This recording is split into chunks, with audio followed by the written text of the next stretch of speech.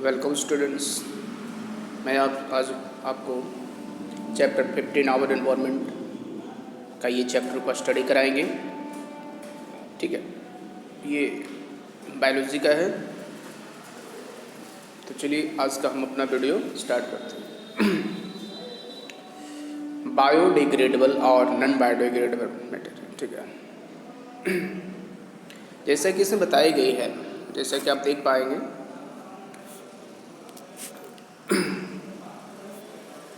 कि best ecosystem, components of ecosystem. The environment includes our physical surroundings like air or atmosphere, water, bodies, soil, land, and all the organisms such as plants, animals, human beings, and microorganisms like bacteria and fungi called decomposers. The waste materials produced by the various activities of man and animals are poisonous to some extent and can be divided into two main groups. कहा गया है हमारे इस ecosystem में, ठीक है, हमारा इस पारिस्थितिकी जो तंत्र है, इकोसिस्टम्स है, उसमें इन्वायरमेंट में बताया गया है कि आवर फिजिकल सराउंडिंग्स। देखो फिजिकल सराउंडिंग में क्या क्या आते हैं, ठीक है।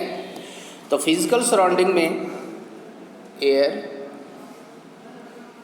ठीक है, वाटर बॉडीज, सॉइल में लैंड हो गया, and all organisms such as plant, animals, human beings and micro organisms like bacteria and fungi. ये देखो बैक्टीरिया और फंगी जो है, ये देख पा रहे हैं ना, इसको कहा गया है डिकम्पोजर्स कहा गया है, ठीक है। The waste materials produced by in the various activities of man and animals are poisonous to some extent and can be divided into two main groups. ये सभी को जो भी यहाँ मिक्स जो दिख रहा है, सब मिक्स है यहाँ, ठीक है। तो जितने भी ये मिक्स दिखाई दे रहे हैं यहाँ पर जो हमने बताया अभी, वो सबको कुछ ग्रुपों में डिवाइड की गई है, ठीक है। यहाँ पर आप देखा ना, इसमें क्या क्या आपने देखे, एयर है, वाटर है, सॉइल है, प्लांट है, माइक्रो ऑर्गेनिजम्स है, ठीक है। तो इस तरह से यहाँ पर जितने भी मटेरियल्स को आपने देखा, ये सब को मिला करके कुछ ग्रुप बनाए गए हैं। तो चलते हैं वो ग्रुप्स कौन से हैं। पहला आता है फर्स्ट पॉइंट, बायोडिग्रेडेबल वेस्ट्स। तो substances that are broken down in the biological process are said to be biodegradable. These substances are decomposed through the action of fungi, bacteria, and other living organisms. Temperature and sunlight also play an important role in the decomposition of biodegradable substances. For example, food waste, trees leaves, urine and fecal materials, waste, agriculture, recycled paper, wood, cloth, cow dung, etc. कहा गया है कि biodegradable wastes है क्या भाई। तो वैसे substance जो टूट गए, फूट गए, या फिर बायोलॉजिकल प्रोसेस के थ्रू, ठीक है, जैसे लिखा है, ऐसे मटेरियल को जो कुछ डिकम्पोजर्स जो है, बैक्टीरिया, फंगी, उसे क्या करते हैं, डिकम्पोज करते हैं, सड़ाते गलाते हैं। तो ये इसको डिकम्पोज करने में जो है, वैसे वेस्ट को जो है temperature, sunlight also play an important role in the decomposition of biodegradable substance. उसे सड़ाने गलाने में जो है, जो वेस्ट निकलते हैं, बायोडिग्रेडेबल वेस्टेज जो निकलते हैं, उसे सड़ाने गलाने में जो है वह सनलाइट का भी एक महत्वपूर्ण इसमें रोल है। तो कौन कौन से वेस्ट है biodegradable wastage? For the examples Biodegradable wastage for the examples of food wastage, tree leaves, urine and fecal matter, sewage, agricultures, wood, cloth, cow dung, ये सब जो है ये सब कहलाता है बायोडिग्रेडेबल वेस्ट। आपने देखा होगा कि कुछ अपने घरों में जो है खाने बच जाते हैं, फूड वेस्टेज को कहते हैं, तो लोग फेंक देते हैं।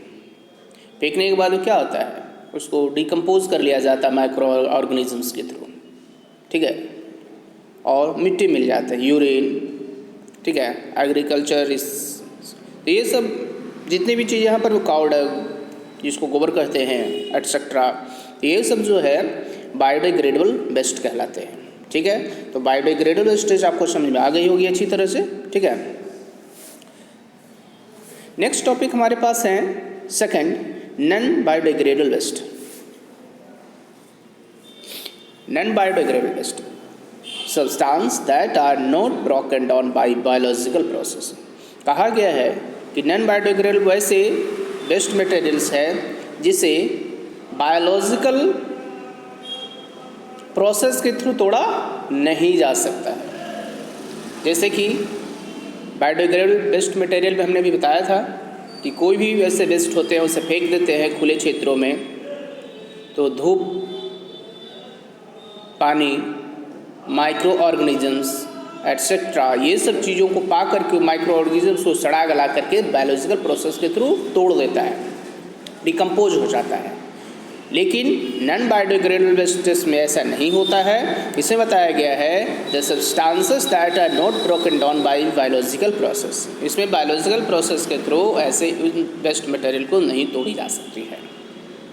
This substance may be in solid, liquid और गैसेस फॉर्म। ये नॉन बायोडिग्रेडेबल वेस्टेज जो होते हैं वो 3 फॉर्म में पाए जाते हैं, solid, liquid and gases form में पाया जाता है। These substances are inert and simply persist in the environment for the long time to may harm in the various members for the ecosystem। और ऐसे चीज़ें जो होती है, ठीक है, ऐसे जो मटेरियल्स जो होते हैं वह अधिक समय तक हमारे इन्वायरमेंट में, ठीक है, लॉन्ग टाइम हमारे इस इन्वायरमेंट में बने रहते हैं। For the examples of These include DDT, dichloro diphen trichloroethane in phenol in the chloroethane। तो ये सब जैसे पेस्टिसाइड्स, मरकरी, ठीक है, और भी चीज़ें हैं, तो ये सब जो है नॉन बायोडिग्रेडेबल वेस्टेज है। ठीक है, समझ में आ गई होगी कि नॉन बायोडिग्रेडेबल वेस्टेज क्या होते हैं। ठीक है, lead, arsenic, aluminium, plastics, polythene, bags, glass, radioactive wastes. These non-biodegradable wastes are major pollutants of the environment। देखो अभी हमने बताया नॉन बायोडिग्रेडेबल मटेरियल्स में लेड हो गया, ठीक है, शीशा, arsenic, aluminium, plastic, polythene, bags, glass, radioactive waste, ये सभी जितने भी चीज़ें हैं नॉन बायोडिग्रेडेबल वेस्टेज ही कहलाते हैं। और बताया गया है harmful effect of the biodegradable and non biodegradable substance. ठीक है, चलिए देखते हैं। फर्स्ट पॉइंट है the waste destroy in the natural beauty and our surroundings become dirty. Second है decomposition of this waste results in the production of foul smell which separate to the surroundings area। Third है these waste may also block the drains creating pools of waste which become the breeding site of mosquito। The latter is carriers of disease like malaria and dengue। देखो ये जितने ये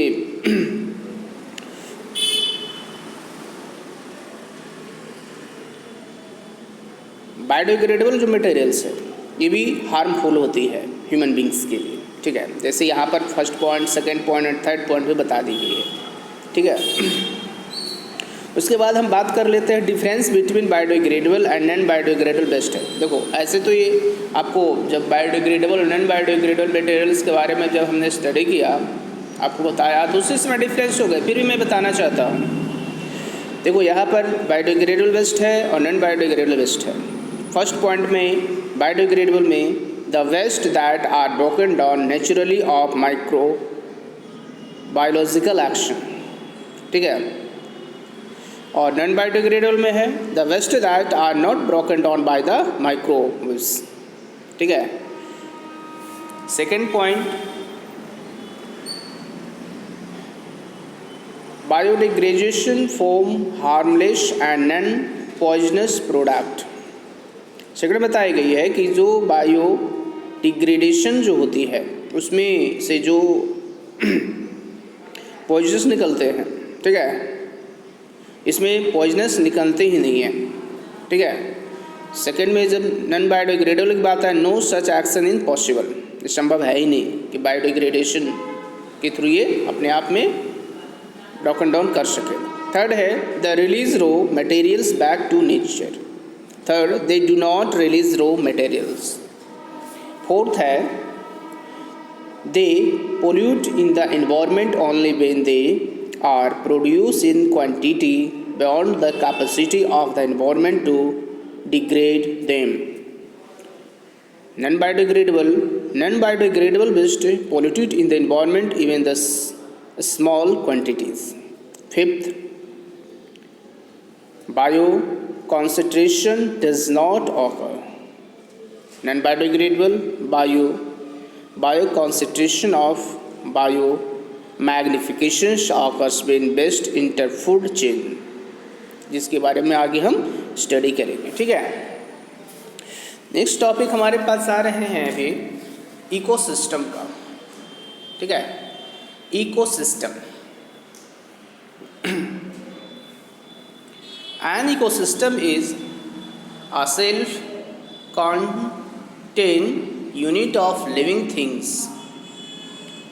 living things में plants, animals and decomposers, ये living things कहलाते हैं। And they non living environment, soil, air and water, ये non living है। देखिए आपने पढ़ा था लिविंग और नॉन लिविंग, तो लिविंग और नॉन लिविंग का तो दोनों का जो कंबाइनिंग फॉर्म है वही कहलाता है इकोसिस्टम हमारा, ठीक है। जैसे examples, forest, a pond, a lake, a green land, etc. In an ecosystem, energy and matter are continuously exchanged between living and non-living components, ठीक है। जैसे यहाँ पर बताया गया है कि इकोसिस्टम जो होती है वह एनर्जी का जो मैटर्स है वो कंटिन्यूसली जो एक्सचेंज होता रहता है। लिविंग और नॉन लिविंग में हमेशा कंपोनेंट्स में ये एक्सचेंजेस होता रहता है, ठीक है। An ecosystem can be both natural और man made. Some examples of natural ecosystem are grassland, forest, sea, river, desert, mountain, pond, lake, etcetera. The desert, grassland and mountains represent in the terrestrial ecosystem land-based ecosystem. The pond, rivers, lake and sea represented the aquatic ecosystem, water-based ecosystem. देखो जैसा कि हमने बताया था कि ecosystem जो है मुख्य रूप से नेचुरली, लेकिन कुछ इकोसिस्टम मैन में भी होते हैं जो कि मनुष्य बनाते हैं, ठीक है। तो यहाँ पर कुछ एग्जांपल्स की हम बात करते हैं जो नेचुरल इकोसिस्टम में आते हैं। जैसे ग्रासलैंड, घास के जो मैदान होते हैं वो प्रकृति ने खुद बनाया है। Forest, sea, river, desert, mountain, pond, lake etcetera, ये सब कहलाता है आपका natural ecosystem. The desert, grassland and mountains represent in the terrestrial ecosystem land-based ecosystem. देखो इसमें ये बताई गई है कि जैसे रेगिस्तान हो गए, घास के मैदान हो गए, माउंटेन हो गए, ये सब कहलाता है आपका स्थलीय base ecosystem, land base ecosystem. The pond, rivers, lakes and sea represent in the aquatic ecosystem. और जो आपका पॉन्ड हो गए, रिवर हो गए, लैक हो गए, सी हो गए, ये सब एक्वाटिक इकोसिस्टम को रिप्रेजेंट करता है। ठीक है। अब यहाँ पर हम बात करेंगे कि मैन मेड आर्टिफिशियल इकोसिस्टम और garden, crop, fields, park, aquarium etcetera. अब कुछ मानव ने जो बनाए हैं, जो मैन मेड है, वो आर्टिफिशियल इकोसिस्टम कहलाता है। जैसे गार्डन को देखो हम लोग अपने तरीके से बनाते हैं, मॉडिफाई करके। क्रॉप जो कृषि कार्य है उसको हम लोग रेडी करते हैं खेतों में।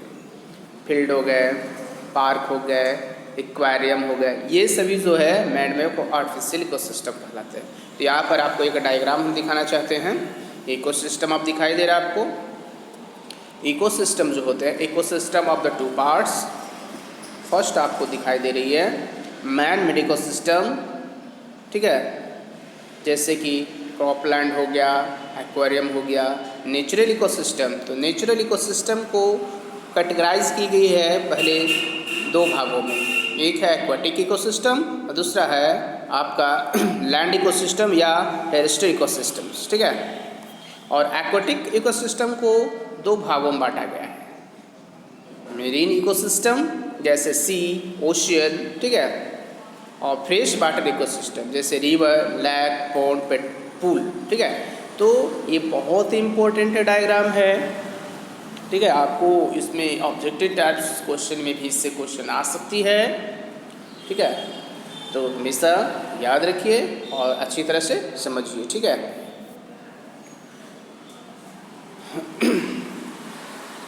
उसके बाद हम बात करते हैं कंपोनेंट्स ऑफ इकोसिस्टम।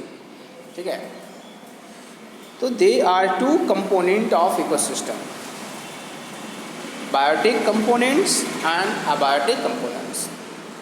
हमारा जो ये इकोसिस्टम है वह बायोटिक और अबायोटिक, वायवीय और अवायवीय दो चीज़ों से मिलकर बनी है। तो उसमें क्या क्या आता है? तो फर्स्ट पॉइंट आप देख रहे हैं बायोटिक कंपोनेंट। तो बायोटिक कंपोनेंट में क्या है? It include 3 types of organisms. Biotic component में 3 चीज़ें का इंक्लूड किया हुआ है। फर्स्ट है ए प्रोड्यूसर। ठीक है, all green plants, blue green algae can produce their food, sugar and starch from inorganic substance using light energy photosynthesis. These all green plants are called producer. जितने भी हरे पौधे होते हैं वह कहलाता है प्रोड्यूसर कहलाता है। जितने भी हरे पौधे, जितने भी ग्रीन प्लांट्स है प्रोड्यूसर कहलाता है। ठीक है, they are also called autotrophs, और उसे ऑटोट्रॉप्स भी कहा जाता है। प्रोड्यूसर ऑटोट्रॉप्स ही होते हैं। Planktons are very minute of microscopic organisms freely floating on the surface of water in pond, lake, river or ocean. Planktons are of 2 types, phytoplanktons and zooplanktons. The microscopic aquatic plants freely floating on the surface of water are called phytoplanktons.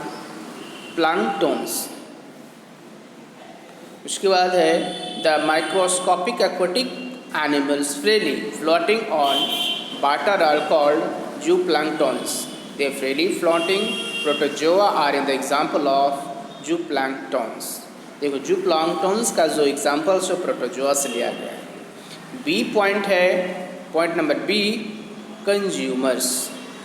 ठीक है, consumers किससे कहा गया है? तो देखिए हमको पता चलेगा यहाँ भी।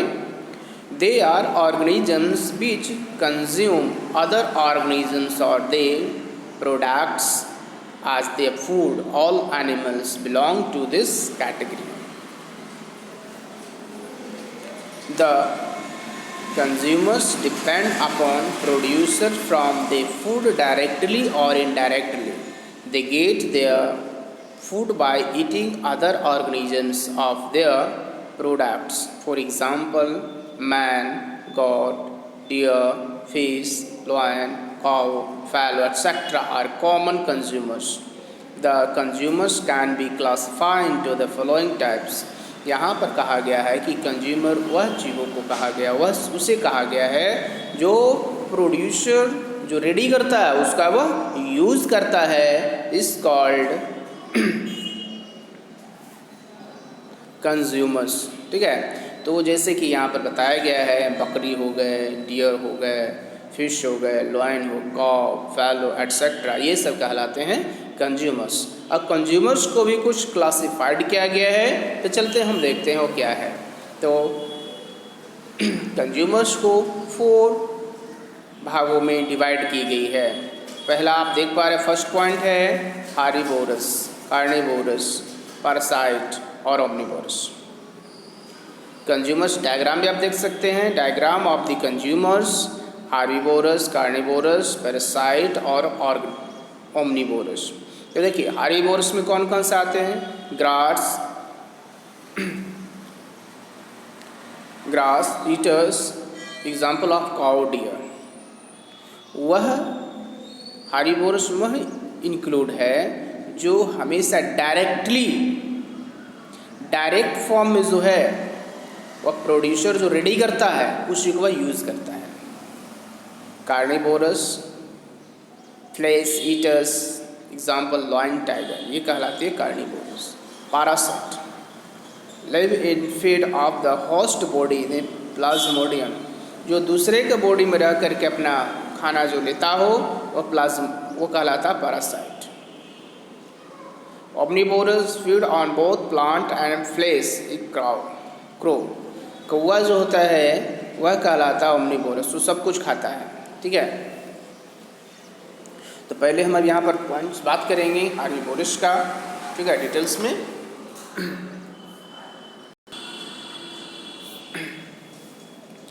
Herbivores, these are organisms, animals which get their food by eating the producers or plant directly. Herbivores उसे कहा गया है, उस एनिमल्स को कहा गया है जो डायरेक्ट रूप प्रोड्यूसर प्लांट को यूज़ करता हो। Herbivorous are also called first order consumers, और हार्बीवोरस ही कहलाता है फर्स्ट ऑर्डर कंज्यूमर्स। ठीक है, some common example of herbivores are deer, rabbit, rat, squirrel, goat, cattle, etc. ये सब है herbivores का एग्जाम्पल्स। ठीक है, सेकंड है carnivorous. These are organisms, animals which consume other animals.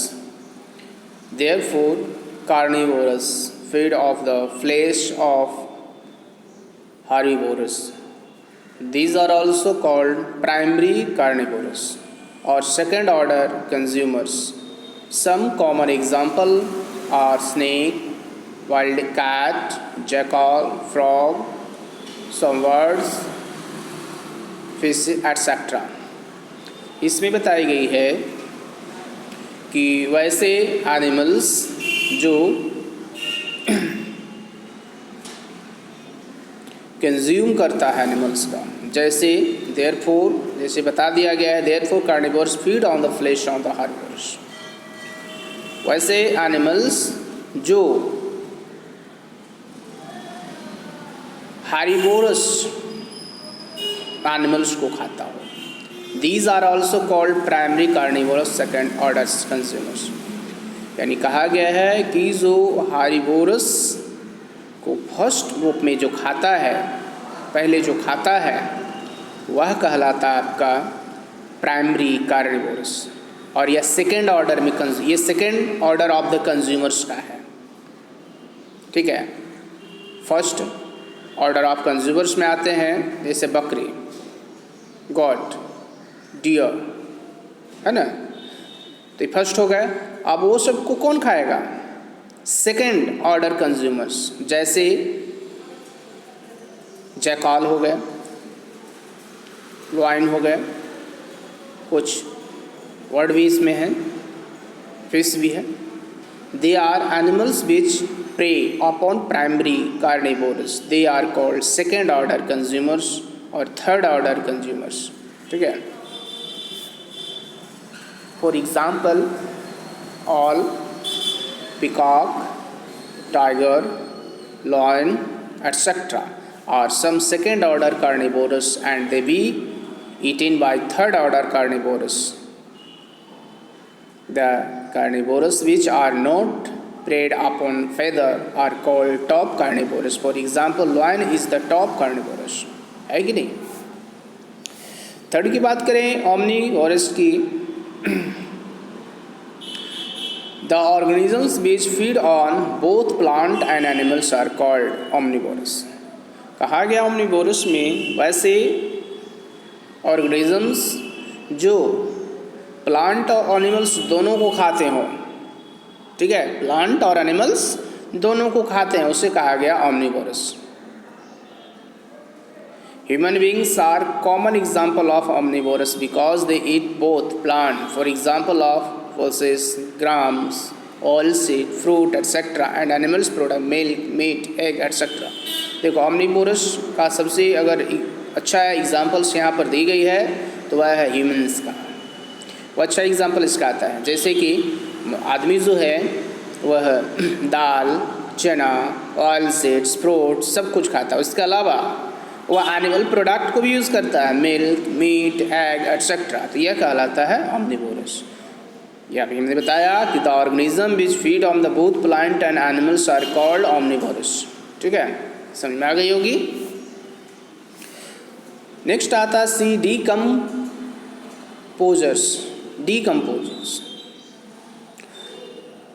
Decomposers में बताई गई है fungi and bacteria which break down, decompose the dead and plants, animals, complex compound into the simpler one.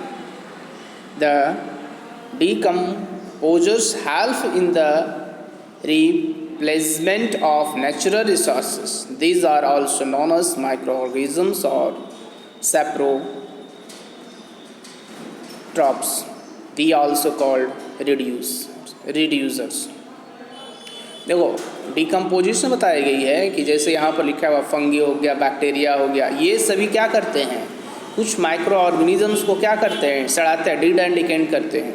ठीक है, सड़ाते गलाते हैं और वो जो कॉम्प्लेक्स कंपाउंड होते हैं उसको सिंपल कंपाउंड में तोड़ देते हैं और वह पोजीशन कहलाता है decomposers.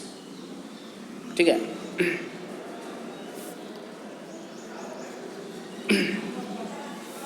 These are also called reducers. Importance of decomposers. अब decomposers जो है उसका इम्पोर्टेंस क्या है ये भी हम जानते हैं यहाँ। ठीक है, तो फर्स्ट पॉइंट में हम देख पा रहे हैं यहाँ, फर्स्ट पॉइंट में यहाँ, फिर सेकंड है, तो फर्स्ट में पहले बात करेंगे। Decomposers help in disposing of the waste and dead bodies of plant and animals. Therefore, they clean the environment and create space for living of newer generation of organisms. Decomposition जो होते हैं वह waste को सड़ा गला करके जो, ठीक है, वह हमारे इन्वायरमेंट को क्लीन रखते हैं और नए नए स्पेस क्रिएट भी करते हैं। ठीक है, और जिसके कारण जो है न्यू लिविंग जनरेशन भी बनते हैं। सेकेंड पॉइंट है they decomposers release minerals and other raw materials trapped in organic matter. These are pick up by plants. This also help to maintain the fertility of soil. देखो, जब वह decomposers जो होते हैं सड़ाते गलाते हैं तो वहाँ कुछ मिनरल्स भी रिलीज होते हैं, ठीक है, रॉ मटेरियल्स फॉर्म में, तो वह जो है सॉइल का जो फर्टिलिटी जो पावर्स है, जैसे लिखा है ना maintain in the fertility of soil, तो वह मेंटेन करता है सॉइल की जो फर्टिलिटी पावर्स है उसको मेंटेन करने का भी ये काम करता है। ठीक है, नेक्स्ट पॉइंट थर्ड है, the decomposers produce some acid which are useful in solubilization of some minerals. Fourth, decomposers help in recycling in the materials in the biosphere so that the process of life may go on and on lie the ending clean. तो decomposers का भी काम है कि वो अच्छी तरह से जो है हमारे इन्वायरमेंट को हर तरीके से जो है सेफ रखे, ठीक है। तभी हमने जो है आपको बताया कि किस तरह से जो है हमारे इन्वायरमेंट को सेफ एंड क्लीन रखा जाए। तो नेक्स्ट टॉपिक में हम मिलते हैं नेक्स्ट वीडियो के साथ। Thank you.